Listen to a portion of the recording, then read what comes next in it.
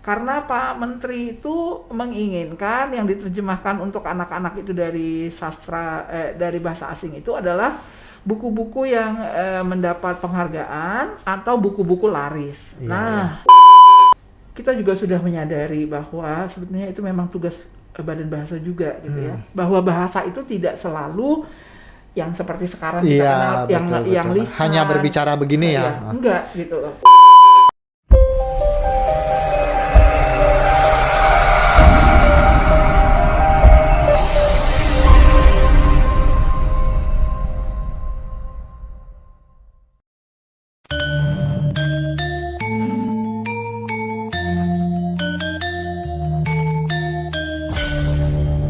Balai Bahasa Provinsi Bali melayani dengan cinta.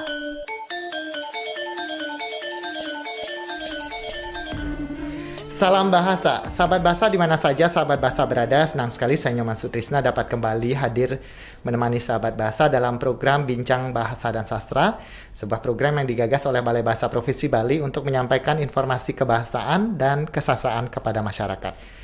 Bincang Bahasa dan Sastra disiarkan melalui Studio Subasita Balai Bahasa Provinsi Bali.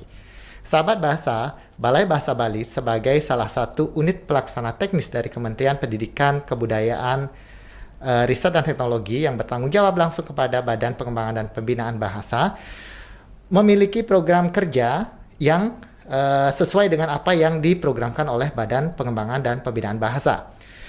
Pekerjaan yang dilaksanakan pada tahun ini dan beberapa tahun terakhir ini dikerjakan dengan sistem KKLP, kelompok kepakaran dan layanan profesional. Salah satu KKLP yang ada di lingkungan Badan Pengembangan dan Pembinaan Bahasa adalah KKLP Penerjemahan. Dan saat ini di sebelah saya sudah hadir koordinator dari KKLP Penerjemahan itu. Beliau adalah Ibu Emma Nababan. Bu Emma, selamat datang di Balai Bahasa Provinsi Bali. Terima kasih sudah mengundang saya. Senang sekali kami, Bu Emma, bisa meluangkan waktu untuk berbicara di sini. Bagaimana kabarnya hari ini? Baik. Harus baik sehat sekali. ya, harus sehat. Ya, memang harus sehat. Kalau masa pandemi seperti ini, kesehatan itu yang harus diutamakan, Iya. Bu Emma ya. Iya. Karena saya tahu Bu Emma salah satu orang yang pergi kemana-mana. Pekerjaannya banyak sekali, apalagi di akhir-akhir tahun begini ya Bu Emma ya. Biasanya pekerjaan kita agak menumpuk begitu. Iya. Dan untuk sahabat bahasa ketahui juga, Bu Emma hadir di Bali untuk mengikuti kegiatan diseminasi terjemahan Balai Bahasa Provinsi Bali yang dilaksanakan mulai mulai Jumat sampai Minggu kemarin ya Bu Emma ya. Dan hari ini Bu Emma akan bertolak kembali ke Jakarta. Namun sebelum bertolak, kami kami undang untuk hadir di sini berbicara tentang program KKLP Penerjemahan ini. Sebelum saya menanyakan tentang program dan sebagainya, mungkin sedikit Bu Emma bisa berbicara tentang memberitahu sahabat bahasa tentang KKLP Penerjemahan ini untuk anggotanya dan sebagainya. Oke. Terima kasih, Beli. Mengenai KKLP Penerjemahan, mungkin semua sudah tahu ya, itu salah satu dari 10 KKLP yang ada di Badan Pengembangan dan Pembinaan Bahasa.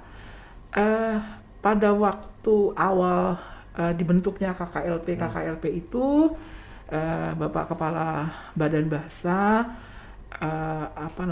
secara khusus gitu ya, membuat tugas ya kepada KKLP Penerjemahan gitu. Dan beliau ingin gitu KKLP Penerjemahan ini menemukan inovasi baru ya, jadi tidak seperti yang lalu-lalu. Nah, pada saat itu saya memang mengatakan kepada Pak Kepala Badan bahwa sebetulnya pekerjaan penerjemahan itu sangat luas ya. Betul. Selama ini kan yang diketahui mengenai penerjemahan itu hanya penerjemahan tulis ya. Dan mungkin penerjemahan lisan yang biasanya kita sebut penjuru bahasaan gitu. Iya. Tapi penjuru bahasaan juga terbatas ya pengetahuannya. Sangat-sangat terbatas juga pengetahuan masyarakat begitu. Nah, Jadi ketika itu KKLP penerjemahan bukan menawarkan lah ya, menggagas gitu ya, beberapa pekerjaan gitu, beberapa hal yang selama ini tidak terlalu diketahui masyarakat. Betul. Apa saja yang dapat dikerjakan oleh yang namanya seorang penerjemah atau seorang juru bahasa. Gitu. Sejak tahun berapa sistem kerja KKLP ini, Bu Emma? Secara efektif itu sudah diperkenalkan tahun 2020. Tahun lalu? Diperkenalkan tahun 2020, tetapi secara efektif mulai bekerjanya tahun ini ya? Tahun 2021. Walaupun pada 2020 itu sudah ada pekerjaan yang diambil ya? Oh KKLP iya, justru itu. Jadi bebannya KKLP penerjemahan itu sudah diberikan dari tahun lalu. Ya, gitu sebelum resmi mulai begitu ya? KKLP penerjemahan sudah dalam tanda kutip dipekerjakan. Sudah dipekerjakan dengan full gitu. Dengan penuh ya. Baik. Ya. Baik, Bu Emma mengatakan bahwa KKLP penerjemahan ini sudah bekerja dari tahun lalu ya. Dari tahun lalu. Ya. Apa saja yang sudah dikerjakan oleh KKLP ini, Bu Emma? Ya, jadi dari tahun 2020 itu pertama KKLP penerjemahan itu sudah merintis penyusunan rancangan standar kompetensi penerjemah dan juru bahasa. Nah, mengapa gitu ya? Karena sering sekali masyarakat itu bertanya gitu ya ke Badan Bahasa, dalam hal ini ke kelompok penerjemahan gitu. Kami mau ini dong mau penerjemah tersumpah gitu. Betul. Tanpa mereka ketahui apa sih penerjemah tersumpah. Iya, betul. Gitu ya. Dan kemudian di mana ya kami bisa mendapat penerjemah berkompeten yang dapat dipercaya atau apalah gitu ya. Pokoknya semacam itu gitu. Jadi setelah berkonsultasi ya dan mempelajari gitu dunia kerja profesional di Indonesia, ternyata semua profesi itu harus mempunyai standar kompetensi kerja nasional supaya diakui gitu. Iya, betul. Dan kelompok ini menyusun itu di awal ya. Dan kemudian KKLP penerjemahan yang tadinya itu tidak tahu apa-apa ya soal itu ya. Pokoknya mulainya dari minus. Saya selalu mengatakan bukan dari nol tapi dari minus ya. Karena kita nggak tahu apa-apa. Iya, betul. Dan ketika itu kami hanya berpikir hanya dua ya. Kita sudah tahu gitu bahwa penerjemahan itu ada yang lisan, ada yang tulis. Oke, SKKNI-nya bikin dua dong gitu ya. Iya. Satu untuk yang tulis, satu untuk yang juru bahasanya. Lisan ya. Nah, dalam perkembangannya ketika dilakukan penyusunan draftnya itu dengan para pakar ya, KKLP tentunya tidak bisa bekerja sendiri ya. Jadi KKLP mengundang pakar-pakar di bidang, bukan hanya pakar tapi juga pelaku profesional di bidang penerjemahan tulis dan di bidang penjuru bahasaan lisan gitu. Nah, ketika dalam perjalanannya ini ada lagi yang datang, saudara-saudara tuli. Oh, iya betul. Gitu. Nambah lagi berarti ya? Iya, mereka bilang, kok kami tidak pernah diperhatikan gitu. Nah, akhirnya baik, kita susunlah juga gitu ya. RSKKNI untuk itu. RSKKNI-nya untuk untuk juru bahasa. Iya. Juru bahasa tuli. isyarat. Oh, juru bahasa isyarat. Gitu. Nah, dalam perjalanannya lagi ini, ketika itu kebetulan Kementerian Hukum dan HAM itu pun sedang menyusun RSKKNI untuk penerjemah teks hukum yang akan nanti disumpah gitu, menjadi tersumpah gitu ya. Jadi lulusannya itu nanti akan menjadi penerjemah tersumpah gitu. Nah, karena mereka sudah menangani yang penerjemah teks hukum, jadi kita menyusun untuk yang penerjemah teks umum dulu gitu. Teks umumnya kan belum ada. Jadi teks umum gitu. Nah, ini kelompok yang teks umum berjalan. Tiba-tiba yang teks umum ini juga menyadari gitu bahwa teks sastra tidak dapat dimasukkan ke dalam kompetensi teks umum, penerjemah teks umum. Jadi penerjemah teks sastra itu nanti lain lagi. Memiliki lagi. Ya, gitu. Harus punya SKKN sendiri. Tapi jadi kita udah catat gitu ya. Nah, cuman kita belum bisa mulai pada waktu itu, tahun lalu itu. Yang tahun lalu sudah dirancang itu hanya yang teks umum, penerjemah teks umum, kemudian juru bahasa lisan. Iya. Yang kemudian disadari juga nggak bisa satu, harus dua. Harus ada yang isyarat yang konferensi, yang konferensi dan kemasyarakatan. Oh, berarti di juru bahasa lisan itu juga bagi dua lagi. Gitu. Konferensi dan masyarakat. Dan kemasyarakatan. Nanti yang konferensi ini tentu yang di pertemuan-pertemuan internasional dan kenegaraan. Nah, yang kemasyarakatan ini nanti juru bahasa yang misalnya melayani di kantor polisi, di imigrasi, di rumah sakit, di sekolah dan sebagainya. Yang seperti itu. Lalu ketika isyarat, ketika itu disusun, gitu, mulai disusun, kemudian kita sadar. Ternyata disadari bahwa isyarat juga tidak masuk di sana. Isyarat itu juga ada dua, ada yang tuli, ada yang dengar. Karena juru bahasa isyarat itu pelakunya itu ada juga saudara-saudara tuli menjadi juru bahasa isyarat. Gitu loh. Nah, karena ini ada yang tuli, ada yang dengar, makanya harus dipisahkan lagi. Jadilah itu 5 tahun yang dirintis tahun lalu itu. 5. Nah, yang sastra ini karena sudah 5 ya. Ini kayaknya belum sudah setengah mati nih. Mengerjakan satu saja ini ya. Iya, betul gitu. Tapi kita sudah berjanji. Nah, tahun ini akan kita selesaikan nanti bulan November. Naskahnya dulu ya. Iya, gitu. Betul. Karena menyusun begini kan tidak bisa dikerjakan dalam waktu sebulan 2 bulan kan Bu Emma kan. Bisa membutuhkan sekian tahun gitu ya, karena pertimbangannya banyak sekali untuk dan ada tahapan. Jadi Kementerian Ketenagakerjaan itu membuat tahapan ya. Jadi tahapan pertama setelah kita selesai nih, tim sudah selesai, naskahnya sudah selesai. Lalu itu harus diverifikasi internal dulu. Lewat dari verifikasi internal nanti perbaikan, ya kan? Lalu masuklah ke prakonvensi. Nah, nanti di prakonvensi sudah selesai prakonvensi, perbaiki lagi. Kemudian verifikasi eksternal.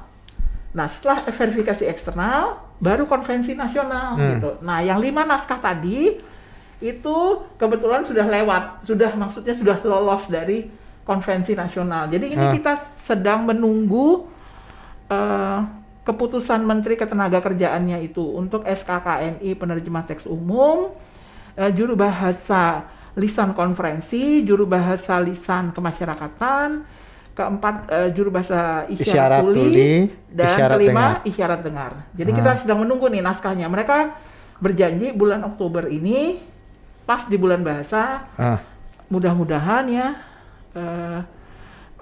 itu bisa terbit ya. 5 keputusan Menteri Kepmenakernya itu. Yang mengeluarkan SKKN ini ya. Iya, jadi itu sebenarnya Kementerian Ketenagakerjaan sebetulnya, tapi kita kan instansi, istilahnya itu Badan Bahasa itu adalah instansi teknisnya. Jadi yang mengerti dengan pekerjaannya itu ya. Jadi semua memang yang mengajukan dan menyusun itu adalah instansi teknis, kemudian mereka yang memverifikasi dan kemudian mengeluarkan keputusan menterinya itu adalah Kementerian Ketenagakerjaan. Jadi ini ada kepastian.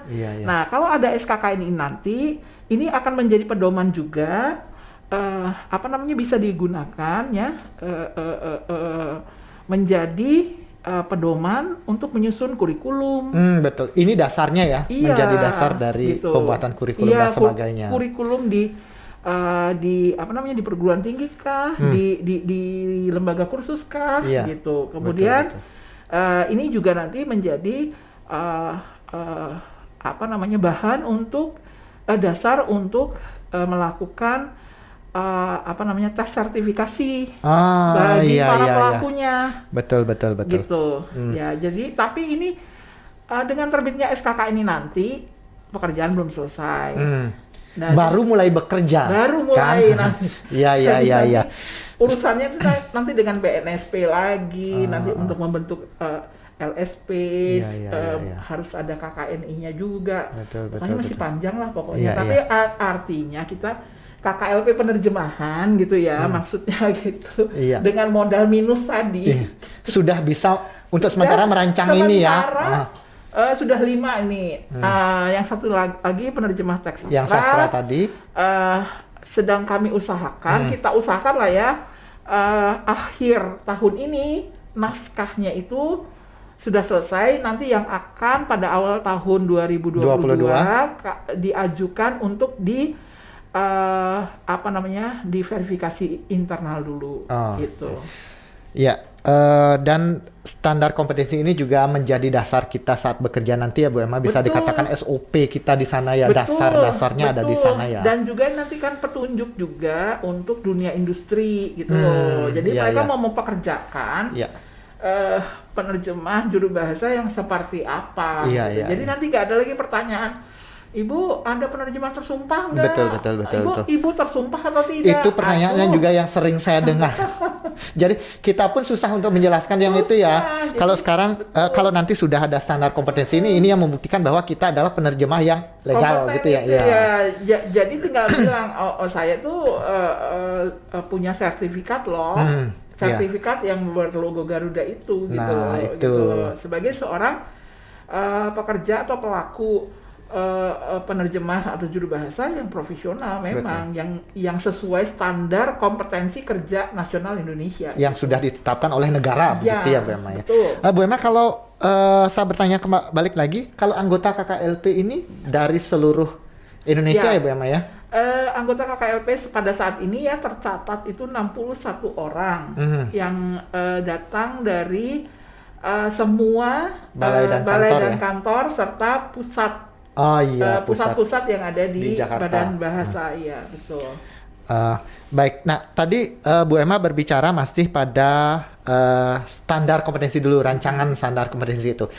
Kalau kita berbicara tentang penerjemahan, kegiatan penerjemahan yang sudah dikerjakan, bagaimana Mbak? Jadi, nah ini juga nih, apa namanya, tugas yang diberikan oleh Pak Kaban kepada KKLP penerjemahan itu memang luar biasa ya gitu ya. Apa namanya, tahun lalu juga itu sudah melalui diskusi panjang dengan Pak Kaban gitu, akhirnya disepakati nih ya antara pimpinan dan Badan Bahasa, pimpinan di Badan Bahasa dengan KKLP penerjemahan ya, tagihannya itu sangat fantastis ya. Sampai tahun 2024 itu ada 5.000 terjemahan cerita anak sebagai bahan untuk pendukung atau pengayaan literasi.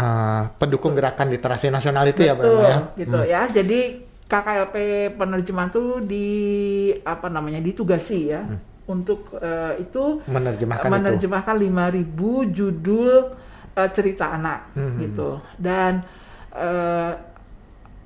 tahun ini kita sudah selesai nih ya, menerjemahkan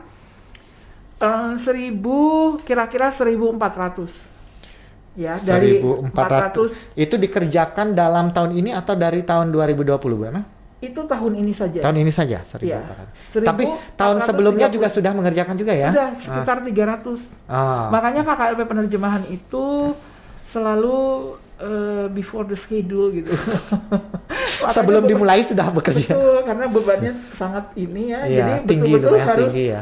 Jadi teman-teman di KKLP penerjemahan itu saya juga sangat berterima kasih nih kepada teman-teman KKLP penerjemahan anggota KKLP itu betul-betul bisa bekerja before the schedule. Karena nah itu ininya saya ya sebagai orang tua sendiri, yang lain kan muda semua. Jadi tapi memang muda juga loh karena bergaul dengan kami. Ya itu dia.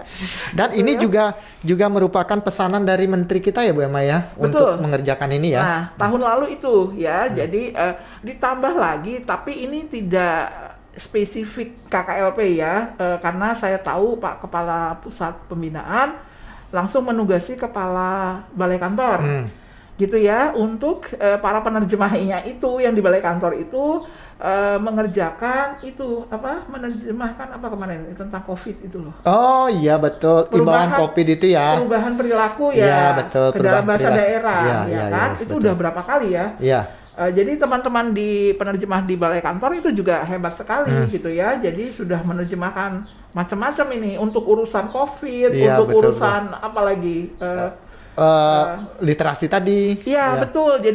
Jadi literasi itu sebenarnya bukan hanya, nah ini lagi balik lagi ya, literasi itu kan bukan hanya cerita, misalnya untuk ini anak cerita anak. Iya betul. Bukan, jadi seperti COVID itu kemarin.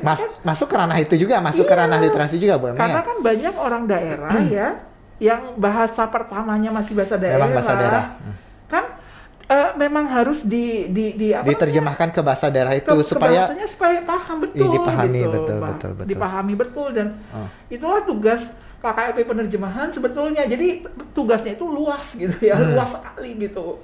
Merambah dari mulai yang biasalah ya, yang kita pahami biasa sampai yang itu tugas penerjemahan juga ya gitu loh. Betul. Ya gitu. Dan selain yang Bu Emma sampaikan tadi, ada tugas kita untuk menerjemahkan 5.000-an judul cerita anak dari bahasa asing ke Indonesia.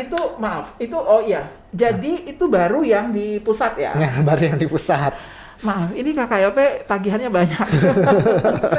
saya karena saya di pusat, saya jadi lupa nih sama teman-temanku yang di daerah. Karena juga di daerah juga bebannya. Betul, bebannya di daerah juga luar biasa nih. KKLP penerjemahan kan. Di daerah ini kalau tidak salah tahun ini diminta berapa? 700-an judul ya. Iya. Sekitar 700-an judul untuk naskah berbahasa daerah yang diterjemahkan ke Indonesia. Bahasa Indonesia. Tapi cerita anak ya? Iya, atau tidak? Bukan. Tidak harus cerita. Tidak harus, ya. Betul. Itu juga untuk pengayaan kan, pengayaan literasi kita ya, betul, dan betul, juga nanti revitalisasi cerita daerah kan begitu. Di samping juga supaya ada saling mengenal ya antar daerah betul. Kan gitu ya. Nah ini juga jadi KKLP penerjemahan memang betul yang di pusat ditagih berapa, yang di daerah ditagih berapa gitu. Dan kendala juga yang sering kita temukan di masyarakat, apalagi di daerah itu, ada beberapa daerah yang tidak memiliki teks yang berbahasa daerahnya ya. Jadi kan sebetulnya kebudayaan Indonesia asli itu kan adalah kebudayaan lisan ya, bukan kebudayaan tulis gitu. Nah, itu tidak perlu dikhawatirkan gitu ya. Justru itu kesempatan gitu supaya daerah itu punya kebudayaan tulis nih. Bukan punya kebudayaan tulis. Maksudnya supaya bahasa daerah itu juga ditulis gitu. Nah, itu juga beban betul. Teman-teman daerah ya. Iya. Ya silakan. Jadi justru para penerjemah teman-teman penerjemah di Balai Kantor itu bebannya 2 kali, ya kan? Selain menerjemahkan, cari dulu itunya kan, atau bikin dulu, tulis dulu dong teksnya dalam bahasa daerah, kemudian terjemahkan gitu kan? Ya, kemudian ilustrasi supaya itu menjadi menarik kan, supaya dibaca gitu. Karena ini juga kan fokusnya ke anak-anak. Betul, ilustrasi itu sangat penting ya. Penting sekali ilustrasi gitu ya. Nah, jadi kalau kami yang berkedudukan di pusat yang di Jakarta itu kami memang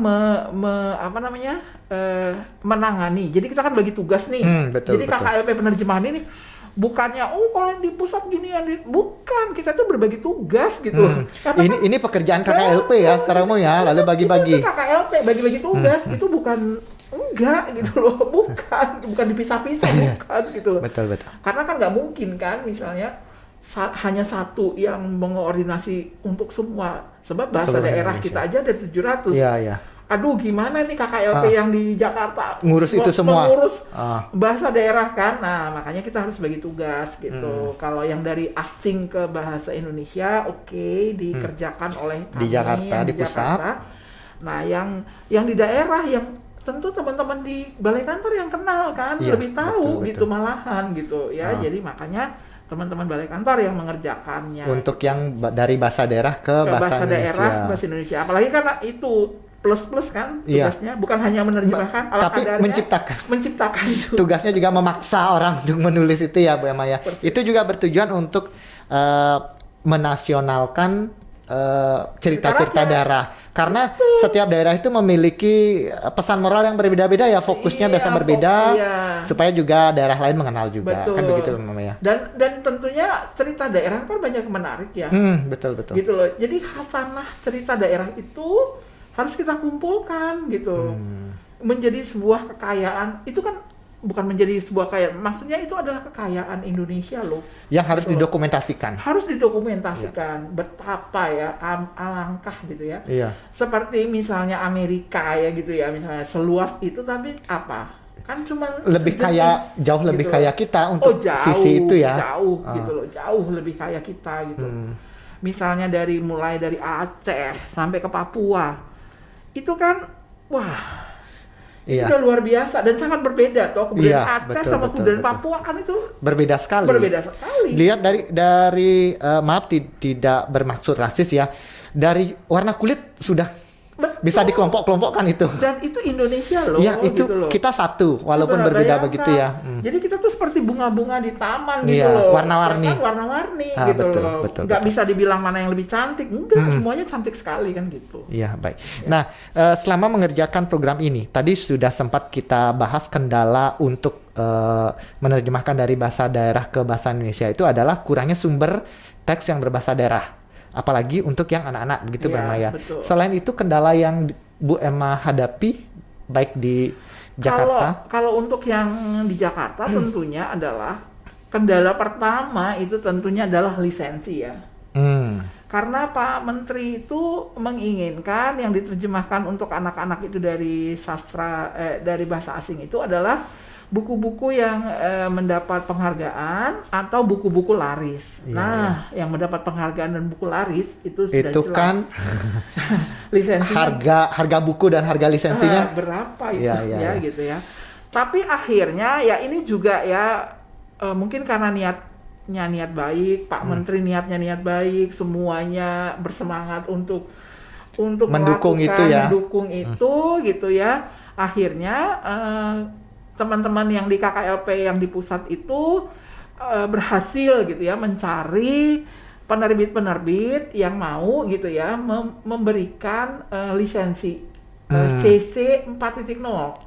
CC itu Common Creative 4.0 itu adalah yang boleh diterjemahkan, boleh diilustrasi ulang, boleh dicetak, boleh disebarkan itu dengan cuma-cuma gitu ya. Jadi kita tidak perlu membayar. Hanya saja tentunya menjaga hal-hal yang tidak diharapkan di belakang hari gitu.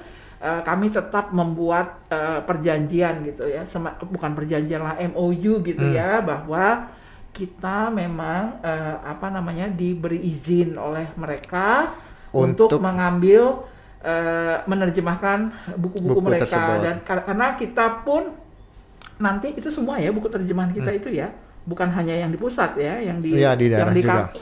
Itu cita-citanya Pak Menteri kan nanti itu akan dicetak juga semuanya, kemudian disebarkan ke seluruh Indonesia.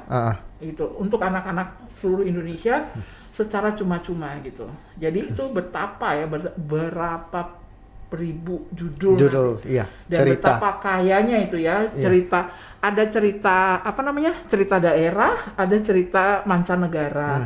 Nah, alasan Pak Menteri juga supaya anak-anak Indonesia pun tahu gitu dunia luar gitu loh. Jadi tidak melulu hanya tahu yang di dalam negeri ya, tapi juga mereka juga tahu anak-anak di luar Indonesia itu seperti apa gitu. Jadi mempersiapkan anak-anak Indonesia menjadi berpikiran global gitu ya. Berpikiran global dan bisa mampu bersaing secara global juga gitu ya. Betul. Tanpa kehilangan meninggalkan identitasnya ya sebagai seorang Indonesia gitu yang dengan tadi cerita yang sebanyak itu dari daerah itu. Iya, gitu. iya, setuju. Nah, mungkin ini pertanyaan terakhir saya. Harapan Bu Emma atau rencana ke depannya seperti apa lagi? Ya, jadi kalau harapan saya sih, kalau mau dibilang harapan saya tuh siapa ya gitu. Perwakilan. Ya mungkin mau. Harapan KKLP lah gitu ya. Betul, Harapan ya. KKLP itu tentunya pertama kegiatan penerjemahan ini berlanjut ya. Karena penerjemahan ini Setuju. tidak akan selesai ini, gitu ya. Selama masih ada negara, yaitu literasi kan tetap pengayaan literasi itu tetap. Itu yang pertama. Yang kedua, tadi saya lupa ya menceritakan bahwa sebenarnya KKLP itu pun menyiapkan 3 platform. Pertama, platform untuk menginventarisasi ya semua karya penulis Indonesia yang diterjemahkan ke bahasa asing. Atau karya bahasa asing yang diterjemahkan ke dalam bahasa Indonesia. Nah, kami sudah mulai, atau KKLP sudah mulai ya, salah satunya ada nih dari Bali juga ini pelakunya, Mbak Ayu ya, itu ikut dalam proyek itu ya, dalam pekerjaan inventarisasi itu, karena di Bali kan banyak nih penulis Bali yang diterjemahkan ke bahasa asing kan. Betul. Itu Mbak Ayu tuh nanti tuh yang garda depannya itu untuk mencatat gitu ya, memasukkan ke dalam bank data yang besar itu. Jadi nanti akan ada bank data yang besar yang bisa diakses oleh masyarakat umum dari manapun di seluruh dunia secara gratis gitu. Ya. Baik. Karena itu nanti akan platform itu adalah milik Kementerian Pendidikan dan Kebudayaan, Riset dan Teknologi ya. Jadi itu bisa diakses dari manapun. Nah, yang kedua, kita tentu membuat platform untuk itu tadi, kumpulan cerita itu. Kumpulan terjemahan kita itu tadi, semuanya gitu ya. Nah, di platform itu pun nanti kita bukan hanya terjemahan ya. Ada bahasa sumbernya, ada bahasa sasarannya. Dan kemudian kalau itu cerita rakyat Indonesia gitu ya, misalnya kalau yang beraksara. Untuk daerah yang memiliki aksara ya. Tulislah dalam aksara itu juga gitu. Jadi kan ini sekali mendayung ini 100 pulau terlampaui. Betul. Jadi cita-cita KKLP penerjemahan tuh banyak gitu loh, banyak banget gitu ya. Jadi nanti ketika itu dibuka gitu ya, misalnya anak-anak Indonesia dari seluruh Indonesia itu bisa lihat kan, itu tulisan Bali seperti itu ya. Betul untuk mengenalkan juga. Saya mau belajar dong. Nah nanti itu panjang, belakangnya itu kedepannya panjang. Itunya kemudian ininya ya. Jadi panjang. Ini nanti guru-guru di sekolah. Iya bisa gitu, berkomunikasi gitu. Iya. Terus nanti juga ada kita akan buatkan untuk anak-anak yang disabilitas tuli itu ya, kita akan bikin juga bukan yang tuli dulu, yang buta dulu ya, yang netra dulu, read along. Jadi dia bisa dengar kan, gitu. Ada audio berarti di sana ya, berarti ada audio. Nah, audio itu untuk apa? Pertama, untuk anak-anak yang netra itu dia tetap bisa kan mendengarkan cerita Bali seperti apa sih gitu. Nah nanti anak Batak nih juga bisa bahasa Bali itu bunyinya seperti apa ya gitu. Jadi mereka itu sambil belajar, sambil baca, sambil belajar bahasa lain, sambil aksara lain gitu loh. Jadi seperti itu. Nah terus nanti seperti Bli kemarin bilang, nanti kita bikin lagi karirnya untuk anak-anak tuli, ya kan? Nanti dia juga bisa lihat. Langsung baca di sana langsung baca gitu. Jadi ini semua ya berkaitan ya gitu loh. Jadi itu yang kedua, itu platform yang kedua. Platform yang ketiga itu adalah kosa isyarat. Kalau kamus kan kosa kata ya. Karena kita sudah bergaul nih dengan erat gitu ya, dengan teman-teman tuli, dengan teman-teman juru bahasa tuli itu ya. Jadi kita juga sudah menyadari bahwa sebetulnya itu memang tugas badan bahasa juga gitu ya. Bahwa bahasa itu tidak selalu yang seperti sekarang kita Iya, kenal, yang betul. lisan. Hanya berbicara begini ya. Enggak gitu loh. Karena awalnya kan bahasa itu kan isyarat. Anak-anak kecil yang baru lahir itu kan mereka Iya, bahasanya sudah isyarat berbiasa, dulu. tetapi dengan Iya, isyarat betul. tadi. Ya. Kan isyarat dulu Iya. dari Sebelum jadi, berbicara. betul. Apakah itu bukan bahasa? Ya bahasa dong, Bahasa, gitu betul, ya. betul. Karena itu untuk Alat komunikasi. Betul. Nah itu juga kosa isyarat kita itu belum didokumentasikan dengan baik, belum dikumpulkan ya. Iya. Jadi masih ada variasi ya di satu tempat dengan tempat lain. Masih ada variasi. Iya. Jadi misalnya Bali memiliki isyarat berbeda dengan yang di Jakarta dengan gitu yang ya. itu. Nah, nanti dengan terkumpulnya ini semua, ini juga akan membantu teman-teman yang mau menjadi juru bahasa isyarat. Karena sekarang itu yang sedang bisa dikatakan digalakkan ya Bu Emma ya, karena kebutuhan kita sedang tinggi itu. Dan pertama itu kesadaran kita akan kesetaraan dan inklusi. Betul. Teman-teman saudara-saudara kita, kan kita dari dulu kan suka lupa tuh, ada Iya. teman-teman kita yang seperti itu, yang sebenarnya punya hak yang sama dengan kita atas informasi, gitu kan, atas segala-galanya yang ada di bumi Indonesia ini, gitu kan ya. Nah itu sekarang dengan adanya penjuru bahasa isyarat itu, tentunya kita juga menyuarakan ya, dan berusaha juga mengingatkan semua pihak bahwa halo, ini ada saudara-saudara kita ini yang harus juga mendapat informasi, yang harus juga ikut terlibat secara inklusif gitu ya di dalam semua kegiatan kemasyarakatan yang ada di Indonesia gitu. Baik. Pekerjaan yang besar Bu Emma ya. Jadi KKLP penerjemahan itu mau dari mana mulai? Jadi kalau saya ditanya apa ya ini KKLP penerjemahan, tunggu dulu ya. Tapi paling tidak sekarang ini sudah ada bayangan apa yang mesti dikerjakan, apa yang sudah dikerjakan, rencana-rencananya itu seperti apa? Itu sudah bisa. Rencananya itu adalah ketiga platform tadi itu ya sudah bisa dirasakan manfaatnya oleh masyarakat itu mulai tahun itu cita-citanya ya. Mulai tahun 2023 ya. Karena sekarang sedang disusun, diisi isi dari platform ini ya. Iya, isinya juga dan bentuk platformnya seperti apa juga itu kan masih didiskusikan, sedang dikerjakan ya. Dirancang oleh para pakar IT ya, gitu ya. Dan juga tentunya dengan para ini ya yang menyusun anggaran ya. Nah, betul. Itu yang penentunya. Itu penentunya gitu. Kita cita-cita banyak, anggarannya mana gitu kan gitu.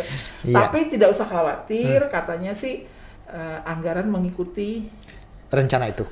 Akan anggaran mengikuti pekerjaan gitu ya. Oh iya, betul. Itu kan sekarang kan prinsipnya begitu. Ya, yang penting kita kerjakan gitu ya. Jadi kalau tahun lalu kita sudah berhasil dalam masa pandemi yang begitu dahsyat gitu ya, justru KKLP penerjemahan berhasil tetap bekerja dan berhasil. Iya, menyusun 5 SKK ini.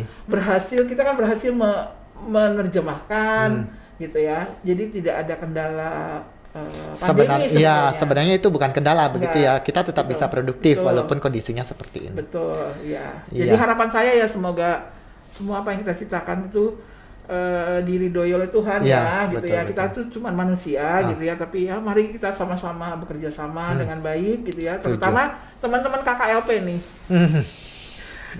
Silakan. Saya tahu semua teman-teman KKLP itu kecuali saya ya, semuanya muda gitu ya. Jiwanya, semangatnya masih tinggi ya. Betul. Dan idenya banyak gitu ya. Dan tentunya apalagi dengan memakai alat-alat yang canggih ini ya, yang modern ya. Kalau saya kan sudah berlalu masa itu. Tapi sekarang Bu Emma sudah pada tahap memberitahu. Ini loh ya. Ide sekarang Bu Emma. Iya. Ya, Bu Emma ya. Dan ide itu bukan ide saya sendiri ya. Itu juga banyak ide teman-teman. Masukan dari teman-teman. Kalau kita bikin begini gimana? Oke, gitu ya. Dan saya senang sekali gitu ya. Dan teman-teman dari manapun kalau punya ide lagi yang sekiranya mungkin bisa ya kita kerjakan di KKLP penerjemahan. Ayo kita kerjakan sama-sama. Mari berikan usulannya yang yang penting teman-teman sudah tahu ya. Jadi penerjemahan KKLP penerjemahan itu tidak melulu hanya menerjemahkan yang klasik itu ya. Pekerjaannya banyak gitu loh. Betul, artinya bisa dimasukkan ke dalam kegiatan penerjemahan gitu. Iya. Ya. Baik Bu Emma, banyak sekali yang sudah Bu Emma sampaikan tadi informasinya. Mudah-mudahan bisa diterima oleh masyarakat. Dan mudah-mudahan apa yang direncanakan tadi bisa terlaksana dan bisa bekerja sama dengan semua pemegang kebijakan, karena kita tidak bisa berjalan sendiri ya Bu Emma ya, harus ada keterlibatan dari pihak lain. Dan juga ada dorongan dari masyarakat dan kerjasama juga dari masyarakat. Betul. Itu yang utama ya. Itu yang utama. Dukungan dari masyarakat umum. Dari masyarakat ya. Baik, ya Bu Emma, terima kasih banyak. Ternyata tidak terasa setengah jam sudah berlalu. Iya, terima kasih Beli sudah mengundang kami ke studio Subasita ya. Iya. Memberikan kesempatan untuk mensosialisasikan kegiatan ini ya. Kami juga sangat berterima kasih Bu Emma sudah kebetulan ada di Bali dan bisa ya mudah-mudahan di kesempatan yang lain kita bisa bertemu lagi, Bu Emma bisa kembali hadir di Subasita untuk berbicara hal lain yang masih berkenaan dengan penerjemahan. Ya baik Bu Emma, sampai bertemu lagi. Karena Bu Emma sekarang mau berangkat ke Jakarta, selamat di perjalanan, berkumpul lagi dengan keluarga. Ya, terima kasih. Iya. Sahabat Bahasa, demikian tadi perbincangan saya dengan Ibu Emma Nababan, Koordinator KKLP Penerjemahan Badan Pengembangan dan Pembinaan Bahasa. Semoga apa yang kami bicarakan tadi bermanfaat untuk sahabat bahasa. Kita bertemu lagi dalam Bincang Bahasa dan Sastra selanjutnya. Salam Bahasa.